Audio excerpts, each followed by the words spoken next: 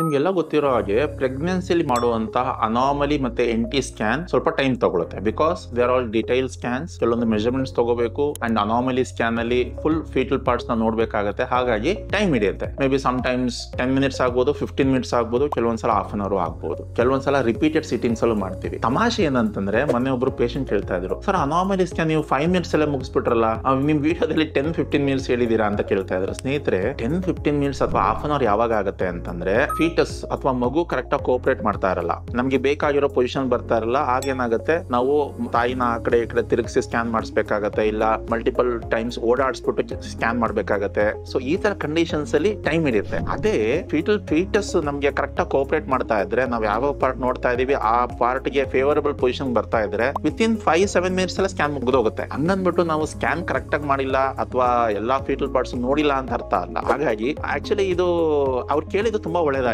ಯಾಕಂದ್ರೆ ತುಂಬಾ ಜನಕ್ಕೆ ಬೇರೆ ಸ್ಕ್ಯಾನ್ ಸೆಂಟರ್ಸ್ ಅಲ್ಲಿ ಎಲ್ಲೋ ಮಾಡಿಸಿರ್ತಾರೆ, ಅವ್ರು 5 ಮಿನಿಟ್ಸ್ ಅಲ್ಲಿ ಮುಗಿಸಿದಾಗ ಇವ್ರು ಕರೆಕ್ಟ್ ಆಗಿ ಮಾಡಿದಾರೋ ಇಲ್ವೋ ಅಂತ ಡೌಟ್ ಇರುತ್ತೆ. ಹಾಗಾಗಿ ಫೇವರಬಲ್ ಫೀಟಲ್ ಪೊಸಿಷನ್ಸ್ ಇತ್ತು ಅಂತಂದ್ರೆ ಬೇಗನೆ ಮುಗಿದೋಗುತ್ತೆ. NT ಸ್ಕ್ಯಾನ್ ಆದ್ರೂ ಅಷ್ಟೇ, ಅನಾಮಲಿ ಸ್ಕ್ಯಾನ್ ಆದ್ರೂ ಅಷ್ಟೇ. ಸೊ ಈ ಕ್ಲಾರಿಟಿ ಇರ್ಲಿ ಅನ್ನೋ ಒಂದು ಉದ್ದೇಶದಿಂದ ವಿಡಿಯೋ ಮಾಡಿದೀನಿ. ಶೇರ್ ಮಾಡಿ ಅಂಡ್ ನಮ್ಗೆ ಸಪೋರ್ಟ್ ಮಾಡಿ. Thank you.